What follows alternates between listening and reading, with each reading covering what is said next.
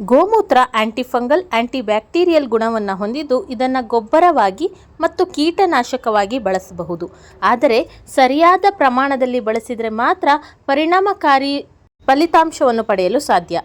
ಸ್ನೇಹಿತರೆ, ಇವತ್ತಿನ ವಿಡಿಯೋದಲ್ಲಿ ಗೋಮೂತ್ರವನ್ನು ಗೊಬ್ಬರವಾಗಿ ಹೇಗೆ ಬಳಸಬೇಕು, ಜೊತೆಗೆ ಯಾವುದೇ ರೀತಿಯ ಕೀಟಗಳಿಂದ ರಕ್ಷಣೆ ಪಡೆಯೋದಕ್ಕೆ ಫರ್ಟಿಲೈಸರ್ ಜೊತೆಗೆ ಕೀಟನಾಶಕವಾಗಿ ಪೆಸ್ಟಿಸೈಡ್ ಆಗಿ ಹೇಗೆ ಬಳಸಬೇಕು ಅನ್ನೋದನ್ನು ತಿಳಿಸ್ಕೊಡ್ತಾ ಇದ್ದೀನಿ. ನಾನು ಕೀರ್ತಿ ಚೇತನ್, ನೀವು ನೋಡ್ತಾ ಇದ್ದೀರಾ ಕೀರ್ತಿ ಚೇತನ್ ಇನ್ ಕನ್ನಡ ಗಾರ್ಡನ್ ಚಾನೆಲ್. ನಮ್ಮ ಚಾನೆಲಲ್ಲಿ ಗಾರ್ಡನ್ ಬಗ್ಗೆ ಎಲ್ಲ ಮಾಹಿತಿಗಳಿದೆ. ಪ್ಲೀಸ್ ಚಾನೆಲ್ನ ಸಬ್ಸ್ಕ್ರೈಬ್ ಮಾಡಿಕೊಂಡು ವಿಡಿಯೋನ ನೋಡಿ.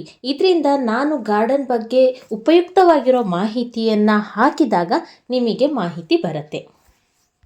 ಸೊ ಸ್ನೇಹಿತರೆ, ನೀವಿಲ್ಲೇನು ನೋಡ್ತಾ ಇದ್ದೀರಾ, ಇದು ನಮ್ಮ ಟೆರೆಸ್ ಗಾರ್ಡನಲ್ಲಿ ಇರುವಂತಹ ತರಕಾರಿ ಗಿಡಗಳಿಗೆ ಬೇರೆ ಬೇರೆ ರೀತಿಯ ಪೆಸ್ಟ್ಗಳು ಅಟ್ಯಾಕ್ ಆಗಿರೋದು. ಸೊ ನೀವು ನೋಡ್ತಾ ಇದ್ದೀರಲ್ಲ, ಇಲ್ಲಿ ಈ ಎಲ್ಲ ಪೆಸ್ಟ್ ಅಟ್ಯಾಕಿಂದ ನಾವು ಗಿಡವನ್ನು ಗೋಮೂತ್ರದಿಂದನೇ ರಕ್ಷಣೆಯನ್ನು ಮಾಡ್ಕೊಳ್ಬಹುದು. ಅದು ಕೂಡ ಇನ್ಸ್ಟಂಟಾಗಿ ನಮಗೆ ಇವುಗಳಿಂದ ರಿಸಲ್ಟ್ ಸಿಗತ್ತೆ. ನಾವು ಈ ಪೆಸ್ಟ್ ಅಟ್ಯಾಕನ್ನು ಕಂಟ್ರೋಲ್ ಮಾಡಲಿಲ್ಲ ಅಂದರೆ ನೋಡಿ, ಈ ರೀತಿಯಾಗಿ ಗಿಡಗಳು ಒಣಗಿ ಹೋಗುತ್ತೆ. ಹಾಗಾಗಿ ಅವುಗಳನ್ನು ಸ್ಟಾರ್ಟಿಂಗ್ ಸ್ಟೇಜಲ್ಲೇ ಕಂಟ್ರೋಲ್ ಮಾಡೋದು ತುಂಬ ಉಪಯೋಗಕಾರಿ. ಎಲೆಗಳು ಈ ರೀತಿ ಚುಕ್ಕಿ ಚುಕ್ಕಿ ಬಂದಿದೆ ಅಂತ ಆದರೆ ಮೊದಲು ಅದನ್ನು ಹಿಂದೆ ತಿರುಗಿಸಿ ನೋಡಿ, ಅಲ್ಲಿ ಹುಳಗಳ ಗೂಡು ಕಟ್ಕೊಂಡಿರುತ್ತೆ. ಸೊ ನನ್ನ ತರಕಾರಿ ಗಿಡಗಳಲ್ಲೂ ಕೂಡ ಈ ಥರ ಡಾಟ್ ಡಾಟ್ ಬಂದಿತ್ತು. ಏನು ಅಂತ ಹಿಂದೆ ತಿರುಗಿಸಿ ನೋಡಿದಾಗ ಮಿಲಿ ಬಗ್ಸ್ ಅಟ್ಯಾಕ್ ಆಗಿತ್ತು. ಹತ್ತಿಯಂತಹ ಬಿಳಿ ಬಿಳಿ ಹುಳಗಳು ಎಲೆಗಳ ತುಂಬಿಕೊಂಡಿತ್ತು. ಇದನ್ನು ನಿವಾರಣೆಗೆ ಇನ್ಸ್ಟಂಟ್ ಆಗಿ ತಕ್ಷಣಕ್ಕೆ ನಮಗೆ ಪರಿಹಾರ ಬೇಕು ಅಂತ ಇದ್ದಾಗ ಗೋಮೂತ್ರವನ್ನು ಬಳಸಬೇಕು.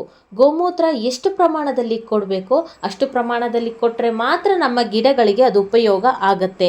ಅದ್ರ ಜೊತೆಗೆ ನೋಡಿ, ಇಲ್ಲಿ ಎಷ್ಟು ವಿಧವಾಗಿರೋ ಕೀಟಗಳೆಲ್ಲ ಇವತ್ತು ನಮ್ಮ ಗಾರ್ಡನ್ನಲ್ಲಿ ಅಟ್ಯಾಕ್ ಆಗಿತ್ತು. ಸೊ ಅದಕ್ಕೋಸ್ಕರ ಅದನ್ನು ಕಂಟ್ರೋಲ್ ಮಾಡೋದಕ್ಕೆ ನಾನಿಲ್ಲಿ ಗೋಮೂತ್ರದ ಸೊಲ್ಯೂಷನ್ ರೆಡಿ ಮಾಡ್ಕೊಳ್ತಾ ಇದ್ದೀನಿ. ನೀವಿಲ್ಲಿ ನೋಡ್ತಾ ಇರೋದು ಪೆಸ್ಟಿಸೈಡ್ ಆಗಿ, ಅಂದರೆ ಕೀಟನಾಶಕವಾಗಿ ನಾವು ಯಾವ ರೀತಿ ಗೋಮೂತ್ರವನ್ನು ಬಳಸಬೇಕು ಅಂತ ಹೇಳಿ ಮುಂದಿನ ಇದೇ ವಿಡಿಯೋದಲ್ಲಿ ಮುಂದೆ ನಾನು ಯಾವ ರೀತಿ ಗೊಬ್ಬರವಾಗಿ, ಅಂದರೆ ಲಿಕ್ವಿಡ್ ಫರ್ಟಿಲೈಸರ್ ಆಗಿ ಯಾವ ರೀತಿ ಕೊಡಬೇಕು ಅನ್ನೋದನ್ನು ಸಹ ತಿಳಿಸ್ತೀನಿ. ಸೊ ವಿಡಿಯೋನ ಕೊನೆ ತನಕ ನೋಡಿ. ಈ ಮಾಹಿತಿ ಖಂಡಿತವಾಗ್ಲೂ ನಿಮಗೆ ಉಪಯೋಗಕ್ಕೆ ಬರುತ್ತೆ ಅಂತ ತಿಳಿಸೋಕ್ಕೆ ಇಷ್ಟಪಡ್ತೀನಿ.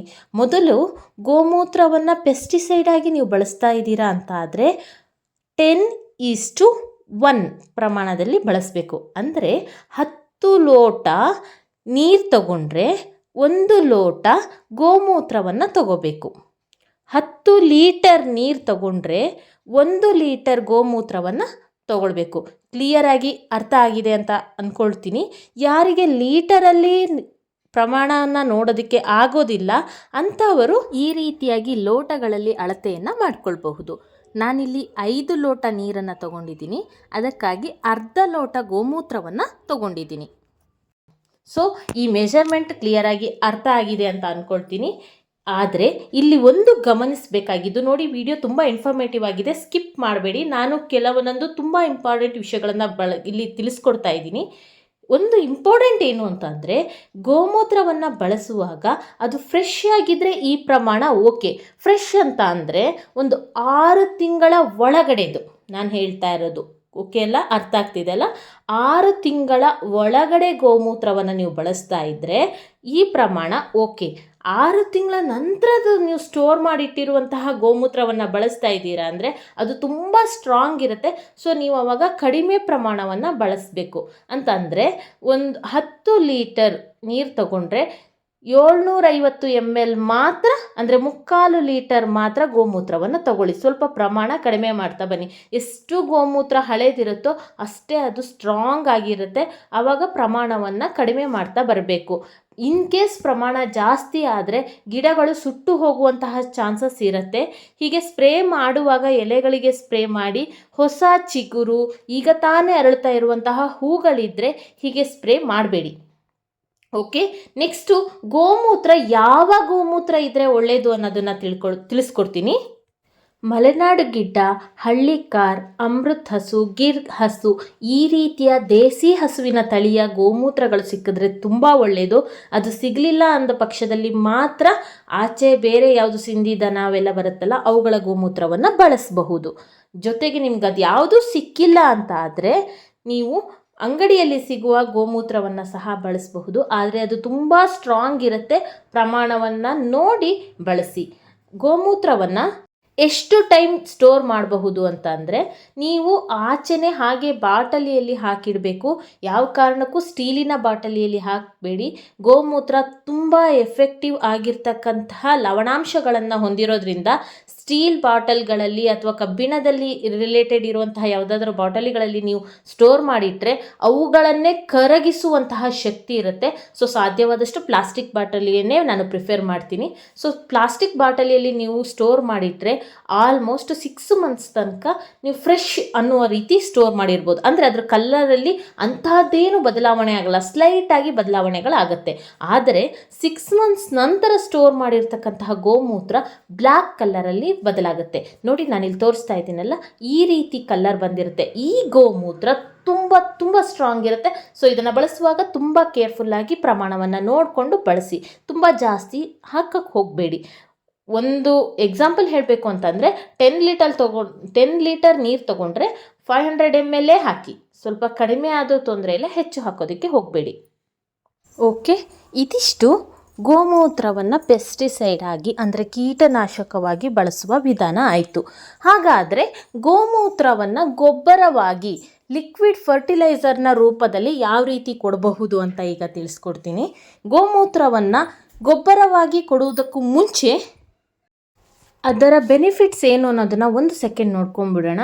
ಗೋಮೂತ್ರದಲ್ಲಿ ಎಸೆನ್ಷಿಯಲ್ ಆಗಿರುವಂತಹ ಮೈಕ್ರೋನ್ಯೂಟ್ರಿಯೆಂಟ್ಸ್ ಮತ್ತು ಮ್ಯಾಕ್ರೋನ್ಯೂಟ್ರಿಯೆಂಟ್ಸ್ಗಳಿರುತ್ತೆ. ಗಿಡದ ಬೆಳವಣಿಗೆಗೆ ಬೇಕಾಗಿರ್ತಕ್ಕಂತಹ ನೈಟ್ರೋಜನ್, ಫಾಸ್ಫರಸ್, ಪೊಟ್ಯಾಷಿಯಂ ಮತ್ತು ಕ್ಯಾಲ್ಶಿಯಂ, ಮೆಗ್ನೀಷಿಯಂ, ಸಲ್ಫರ್, ಐರನ್ ಇವುಗಳು ಹೇರಳವಾಗಿದ್ದು ಗಿಡಗಳ ಓವರಾಲ್ ಬೆಳವಣಿಗೆಗೆ ಬೇಕಾಗಿರುವಂತಹ ಪೋಷಕಾಂಶಗಳು ಗೋಮೂತ್ರದಿಂದ ಗಿಡಗಳಿಗೆ ಸಿಗತ್ತೆ. ತುಂಬ ಚೀಪ್ ಆ್ಯಂಡ್ ಪವರ್ಫುಲ್ ಪೆಸ್ಟ್ ರೆಪಿಲೆಂಟ್ ಕೂಡ ಗೋಮೂತ್ರ ಅಂತಂದರೆ ತಪ್ಪಾಗಲ್ಲ. ಹಾಗಾಗಿ ಇಂತಹ ಗೋಮೂತ್ರವನ್ನು ನಾವೀಗ ಗೊಬ್ಬರವಾಗಿ ಯಾವ ರೀತಿ ಬಳಸಬೇಕು ಅನ್ನೋದನ್ನು ನೋಡೋಣ. ಮೊದಲಿಗೆ ಗೊಬ್ಬರವಾಗಿ ಬಳಸೋದಕ್ಕೆ ನಾನಿಲ್ಲಿ ನೀರನ್ನು ತಗೊಳ್ತಾ ಇದ್ದೀನಿ. ಸುಮಾರು 7 ಕಪ್ಪು ನೀರನ್ನು ತಗೊಳ್ತಾ ಇದ್ದೀನಿ. ಅಂದರೆ ನಿಮಗೀಗ ಅರ್ಥ ಆಗಿರ್ಬೋದು ಅಂದ್ಕೊತೀನಿ. 7 ಕಪ್ ನೀರು, 1 ಕಪ್ ಗೋಮೂತ್ರ. 7:1, 7 ಲೀಟರ್ ನೀರಿಗೆ 1 ಲೀಟರ್ ಗೋಮೂತ್ರ. ಮಣ್ಣಿಗೆ ಕೊಡೋದ್ರಿಂದ ಇದನ್ನು ಸ್ವಲ್ಪ ನಾವು ಸ್ಟ್ರಾಂಗ್ ಆಗಿ ಕೊಡಬಹುದು. ಆದರೆ ಎಲೆಗಳಿಗೆ ನಾವು ಸ್ಪ್ರೇ ಮಾಡೋದಾದರೆ ತುಂಬ ಡೈಲ್ಯೂಟ್ ಮಾಡಿ ಕೊಡಬೇಕಾಗುತ್ತೆ. ಆ್ಯಂಡ್ ನೆನಪಿರಲಿ, ಯಾವ ಕಾರಣಕ್ಕೂ ಬಿಸಿಲಿರೋ ಟೈಮಲ್ಲಿ ಗೋಮೂತ್ರವನ್ನು ಕೊಡೋದಕ್ಕೆ ಹೋಗಬೇಡಿ. ತಂಪು ಹೊತ್ತಿನಲ್ಲಿ, ಸಂಜೆ ಹೊತ್ತಿನಲ್ಲೇ ಕೊಡೋದು ತುಂಬ ಒಳ್ಳೆಯದು. 7:1 ಪ್ರಮಾಣದಲ್ಲಿ ಕೊಡಿ. ಆಮೇಲೆ ಗೋಮೂತ್ರ ತುಂಬ ಸ್ಟ್ರಾಂಗ್ ಇದ್ದರೆ 10:1 ಕೊಡಿ. ಯಾವ ಕಾರಣಕ್ಕೂ ಹಳೆ ಗೋಮೂತ್ರ ಆಗಿದ್ದರೆ ಅದು ಕಲ್ಲರೆಲ್ಲ ಚೇಂಜ್ ಆಗಿ ತುಂಬ ಸ್ಟ್ರಾಂಗ್ ಸ್ಮೆಲ್ ಇತ್ತು ಅಂತ ಅಂದರೆ, ಘಾಟು ಅಂತೆಲ್ಲ ಹೇಳ್ತೀವಲ್ಲ ನೋಡಿ, ಆ ರೀತಿ ಸ್ಟ್ರಾಂಗ್ ಆಗಿತ್ತು ಅಂತ ಅಂದರೆ ಮಾತ್ರ ತುಂಬ ಕಡಿಮೆ ಪ್ರಮಾಣದಲ್ಲಿ ಕೊಡಿ. ಈ ಕಡೆ ಇರೋದು ಡೈಲ್ಯೂಟ್ ಮಾಡಿದಂತಹ ಗೋಮೂತ್ರ, ಈ ಕಡೆ ಇರೋದು ಸ್ಟ್ರಾಂಗ್ ಆಗಿರುವ ಹಳೆ ಗೋಮೂತ್ರ. ಹಾಗಾಗಿ ಇವುಗಳನ್ನು ಸ್ವಲ್ಪ ಕಡಿಮೆ ಪ್ರಮಾಣದಲ್ಲಿ ಕೊಡಿ. ಹಳೆ ಗೋಮೂತ್ರ ಆದರೆ 10:1, ಹೊಸ ಗೋಮೂತ್ರ ಆದರೆ 7:1 ಪ್ರಮಾಣದಲ್ಲಿ ಕೊಡಿ. ಇದನ್ನು ನಾನು ನನ್ನ ಹೂ ಬಿಡುವ ಗಿಡಗಳಿಗೆ, ತರಕಾರಿ ಗಿಡಗಳಿಗೆ ಪ್ರತಿಯೊಂದಕ್ಕೂ ಸಹ ಬಳಸ್ತೀನಿ. ನೋಡಿ, ಈ ರೀತಿ ಪೆಸ್ಟ್ ಕಂಟ್ರೋಲ್ಗೆ ಸ್ಪ್ರೇ ಮಾಡಿದ ನಂತರ ಮಾರನೇ ದಿನ ನೀವು ಆ ಎಲೆಗಳನ್ನು ಅಥವಾ ತರಕಾರಿಗಳನ್ನು ಬಳಸುವುದಿದ್ದರೆ ಬೇಕಿದ್ರೆ ನೀರು ಹಾಕಿ ವಾಶ್ ಮಾಡಬಹುದು. ನಿಮಗೆ ತುಂಬ ಸ್ಟ್ರಾಂಗ್ ಸ್ಮೆಲ್ ಬರ್ತಾ ಇದೆ, ಆಗ್ತಾ ಇಲ್ಲ ಅನ್ನೋದಿದ್ರೆ ಬೇಕಿದ್ರೆ ಮಾರನೇ ದಿನ ನೀವು ಅವುಗಳನ್ನು ವಾಶ್ ಮಾಡಿ ಕ್ಲೀನ್ ಮಾಡ್ಕೊಳ್ಬಹುದು. ಇಲ್ಲ ಹಾಗೆ ಬಿಡಬಹುದು, ಏನೂ ತೊಂದರೆ ಆಗೋದಿಲ್ಲ. ಗೋಮೂತ್ರ ನ್ಯಾಚುರಲ್ ಆಗಿ ಪೆಸ್ಟ್ ಮತ್ತು ಡಿಸೀಸ್ ಕಂಟ್ರೋಲರ್ ಆಗಿ ವರ್ಕ್ ಆಗುತ್ತೆ. ಕವ್ ಯೂರಿನಲ್ಲಿ ನ್ಯಾಚುರಲ್ ಇನ್ಸೆಕ್ಟಿಸೈಡಲ್, ಆ್ಯಂಟಿಫಂಗಲ್, ಆ್ಯಂಟಿಬ್ಯಾಕ್ಟೀರಿಯಲ್ ಮತ್ತು ಆ್ಯಂಟಿವೈರಲ್ ಪ್ರಾಪರ್ಟೀಸ್ ಇರುತ್ತೆ. ಇದನ್ನು ನೀರಿನ ಜೊತೆ ಡೈಲ್ಯೂಟ್ ಮಾಡಿ ಸ್ಪ್ರೇ ಮಾಡೋದ್ರಿಂದ ಅಫಿಡ್ಸ್ಗಳು, ಮೈಟ್ಸ್ಗಳು, ಮಿಲಿಬಗ್ಸ್ಗಳಂತಹ ಕೀಟಗಳು ನಿವಾರಣೆಯಾಗಿ ಗಿಡದ ಗ್ರೋತ್ ತುಂಬ ಚೆನ್ನಾಗಾಗತ್ತೆ. ಆದರೆ ಸ್ನೇಹಿತರೆ, ಅತಿ ಆದರೆ ಅಮೃತನೂ ವಿಷ ಅನ್ನೋ ಹಾಗೆ ಗೋಮೂತ್ರವನ್ನು ಬಳಸುವಾಗ ತುಂಬ ಕೇರ್ಫುಲ್ ಆಗಿರಿ. ಸ್ವಲ್ಪ ನೋಡಿ ಬಳಸಿ. ತೀರಾ ಸ್ಟ್ರಾಂಗ್ ಆಗಿ ಕೊಟ್ಟರೆ ಗಿಡದ ಚಿಗುರು ಅಥವಾ ಹೊಸ ಮೊಗ್ಗುಗಳು ಇದ್ದರೆ ಸುಟ್ಟು ಹೋಗುತ್ತೆ. ದಯವಿಟ್ಟು ಅದನ್ನು ನೋಡಿ ಕೊಡಿ. ಆಮೇಲೆ ನನ್ನನ್ನು ಬೈಕೊಂಬೇಡಿ. ಪ್ರಮಾಣವನ್ನು ಕರೆಕ್ಟಾಗಿ ಕೊಟ್ಟರೆ ತುಂಬ ಎಫೆಕ್ಟಿವ್ ಆಗಿ ವರ್ಕ್ ಆಗುತ್ತೆ. ನಿಮಗೆ ಕೀಟಗಳಿಗೆ ನೀವು ಸ್ಪ್ರೇ ಮಾಡ್ತಾ ಇದ್ದೀರಾ ಅಂತ ಆದರೆ 2 ದಿನ ಗ್ಯಾಪ್ ಬಿಟ್ಟು ಮತ್ತೆ ಒಂದು ಸರ್ತಿ ಸ್ಪ್ರೇ ಮಾಡಬಹುದು. ಆಲ್ಮೋಸ್ಟ್ ಒಂದು ಸ್ಪ್ರೇಗೆ ಹೋಗುತ್ತೆ. ಇನ್ ಕೇಸ್ ಹೋಗಿಲ್ಲ ಅಂತ ಆದರೆ 2 ದಿನ ಗ್ಯಾಪ್ ಕೊಟ್ಟು ಮತ್ತೆ ಸ್ಪ್ರೇ ಮಾಡಬಹುದು. ಲಿಕ್ವಿಡ್ ಫರ್ಟಿಲೈಸರ್ ರೂಪದಲ್ಲಿ ಕೊಡ್ತಾ ಇದ್ದರೆ 15 ದಿನಕ್ಕೊಮ್ಮೆ ನೀರಿನ ಜೊತೆ ಮಿಕ್ಸ್ ಮಾಡಿ ಮಣ್ಣಿಗೆ ಕೊಡಬಹುದು. ತೀರಾ ಚಿಕ್ಕ ಪಾಟಲ್ಲಿ ಇದ್ದರೆ ಕೊಡುವ ಪ್ರಮಾಣವನ್ನು ಸ್ವಲ್ಪ ಕಡಿಮೆ ಮಾಡಿ ಕೊಡಿ. ಸೊ ಸ್ನೇಹಿತರೆ, ನೋಡಿದ್ದೀರಲ್ಲ, ಇವತ್ತಿನ ಈ ಇನ್ಫಾರ್ಮೇಷನ್ ನಿಮಗೆ ತುಂಬ ಯೂಸ್ ಆಗುತ್ತೆ ಅಂತ ಅಂದ್ಕೊಳ್ತೀನಿ.